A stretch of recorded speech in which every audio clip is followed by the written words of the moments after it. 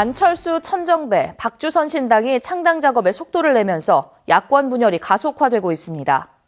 이번 주 지역 국회의원들의 연쇄 탈당도 예고돼 지역 정치권의 이합 집산도 본격화되고 있습니다. 한신구 기자의 보도입니다. 안철수 의원을 중심으로 한 국민의당이 발기인 대회를 갖고 본격 항해에 나섰습니다.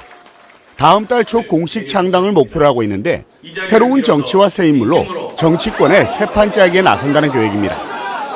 국민 눈높이에 맞춰서 이 낡은 정치 바꾸겠습니다. 정치 개혁에 맞서는 어떠한 시도에도 굳건하게 저항하겠습니다. 안 의원은 특히 첫 행보로 오늘 핵심 지지 기반인 광주 전남을 찾아서 지역 민심 확보에 가속도를 낼 예정입니다. 천정배 의원의 국민회의도 지난 9일 전북 도당에 이어서 어제 서울시당 창당 대회를 가졌고 박주선 의원 역시 통합신당 창당 발기인 대회를 열었습니다. 이렇게 제3당 출연이 임박한 가운데 지역 정치권의 이합 집산도 이번 주 본격화됩니다. 탈당 이후 안철수 천정배 신당을 놓고 저울질하던 권은희 의원이 오늘 입장을 밝힐 예정입니다. 더불어민주당 탈당이 확실시되는 주승용 의원이 오는 13일, 박지원, 장병원, 이윤석 의원 등 호남 비주류 의원 상당수도 이번 주 중에 거취를 표명할 예정입니다. 이런 가운데 지난 2014년 광주시장 선거 이후 정치를 떠났던 이용섭 전 의원이 광주 광산을 출마를 선언하며 복귀했습니다.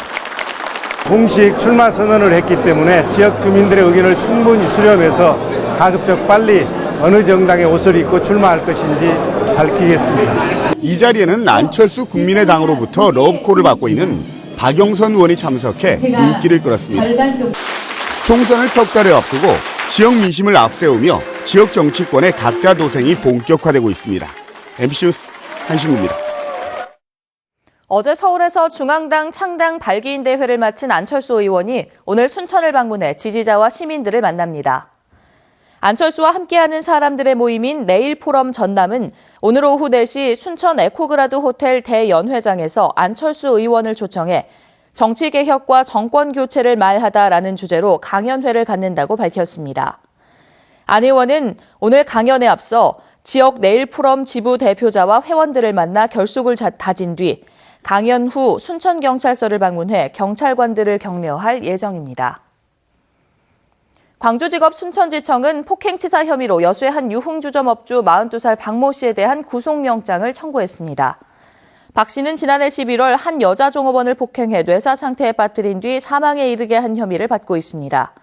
박 씨에 대한 영장 실질 심사는 오늘 오전 11시 광주지법 순천지원에서 진행됩니다. 한편 시민사회단체들로 구성된 공동대책위원회는 오늘 법원 앞에서 업주의 구속과 엄중 처벌 등을 촉구하는 기자회견을 열 예정입니다. 국내에서 새해 첫 번째로 열리는 마라톤 대회가 여수에서 펼쳐졌습니다. 올해로 11번째를 맞는 여수 마라톤 대회는 모두 4천여 명의 마라토너들이 참가해 여수 박람회장을 출발해 아쿠아리움과 오동도, 거북선대교, 만성리 해수욕장, 신덕 해수욕장을 오가는 코스로 풀코스와 하프코스 등 4개 종목으로 치러졌습니다. 이번 대회는 세계 첫 대회로 한려 해상의 해안도로를 따라 교량과 터널, 3개 해수욕장을 만나는 아름다운 코스로 구성돼 해양 관광도시 여수를 알리는 좋은 계기가 됐습니다.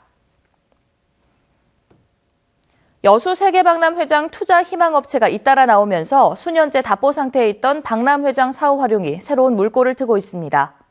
하지만 좀 더 폭넓은 사후 활용을 위해서는 아직 넘어야 할 산이 많아 보입니다. 김종태 기자가 취재했습니다. 지난해 말 박람회장 사후 활용을 위한 민간 투자 유치 5차 공모에서 새로 접수한 업체는 모두 6곳. 이 가운데 3개 기업이 사업 후보자로 선정됐습니다. 투자 업체는 해양 레저 구역 가운데 N부지를 선택한 주식회사 유탑건설로 해당 부지에 마리나 사업과 헬스케어를 적용하는 사업 규모만 532억 원에 이릅니다. 나머지 2개 업체는 기존의 스카이타워를 활용한 번지점프와 비구와 주재관을 직업체험관으로 쓰겠다는 계획을 제출해 사업자로 선정됐습니다. 지난해 중순 이미 투자를 결정한 L부지를 제외하고 그동안 노력에 비해 성과가 없었던 걸로 비춰보면 나름대로 성공이 아닐 수 없습니다. 하지만 이번 투자 규모는 전체 매각이나 임대 부지로 따져보면 아직 30%도 채 되지 않습니다. 이제라도 폭넓은 투자를 담보할 수 있는 대기업 유치가 선행돼야 한다는 목소리가 높습니다. 결국 대기업 투자를 이끌어내기 위해서는 박람회장에 지금보다 더 많은 관광객 유치로 이윤 창출에 대한 기대감을 높이는 것이 과제로 남아 있습니다. 다른 무엇보다 박람회장에 사람들이 굉장히 많이 들고 박람회장에 이제 매각이나 임대를 통해서 사업을 시작한 업체들이 굉장히 활성화돼서 굉장히 수익이 남는 일들을 한다는 것들을 보여주는 게 이제 중요하다고 생각을 하고 있고요. 여수시가 해양 레저 관광 도시로 발돋움하기 위해 중요한 전초 작업으로 떠오르고 있는 박람회장 사후 활용. 지난해 이후 새로운 투자 유치 노력에 따라 올해 더 큰 변화가 이루어질지 모두의 관심이 높아지고 있습니다. MBC 뉴스 김종태입니다. 해남군이 전국에서 처음으로 농수산물 최저가격 보장 제도를 제정해 오는 2020년부터 시행하기로 했습니다. FTA 확대와 소비 부진으로 어려움을 겪은 농어민들은 조례 제정을 환영하고 있는데요. 하지만 2020년이 아니라 즉시 시행할 것을 요구하고 있습니다. 문현철 기자가 보도합니다. 농수산물 가격이 도매시장을 기준으로 최저가격 이하로 떨어지면 차익을 보전해주는 조례안이 최근 해남군 의회를 통과했습니다. 수산물까지 최저가격을 보장하는 것은 전국에서 처음으로 주민이 청구한 조례안과 해남군이 발의한 조례안을 절충해 만든 겁니다. 그래서 농수산물 가격 하락에 대한 안정을 기하고 농업인의 소득 향상을 위해서 농수산물이 최저가격 이하로 떨어졌을 시 그 일부분의 가격을 보존해주는 그런 조례 제도입니다. 이를 위해서 해남군이 해마다 출연해 오는 2020년까지 200억 원의 농업 소득 보전 기금을 조성하기로 했습니다.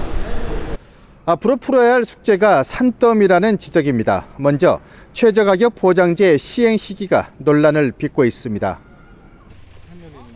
해남군은 기금이 조성되는 2020년 이후를, 농민회는 기금 조성 중이라도 당장 시행을 주장합니다.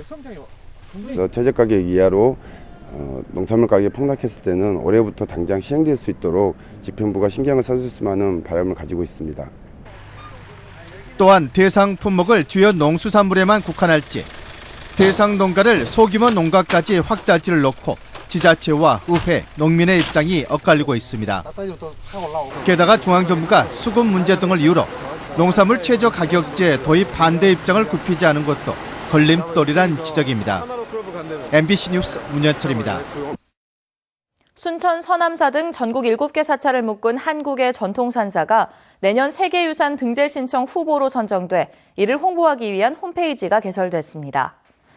홈페이지에는 서남사를 비롯한 전국 7개 사찰의 역사와 자연환경, 문화재 등 전통산사의 세계유산적 가치를 홍보하기 위한 정보가 담겨 있으며 국내 유네스코 세계유산에 대한 세부 내용도 확인할 수 있습니다. 한국의 전통산사는 지난 2013년 유네스코 세계유산 잠정 목록으로 등재됐으며 오는 2018년 세계유산 등재를 목표로 하고 있습니다. 여수세무서가 광주지방국세청 산하 세무서 가운데 가장 많은 세금을 거둬들인 것으로 나타났습니다.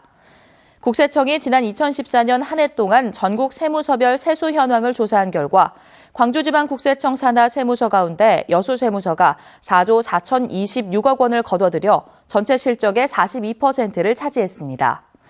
여수세무서는 전체 세수 실적에 비해 체납액도 749억 원에 그쳐 납세 우수 지역으로 선정됐습니다. 부리고 있습니다. 지금 경기 가평과 강원 영서지방에 한파주의보가 발효 중인 상태인데요.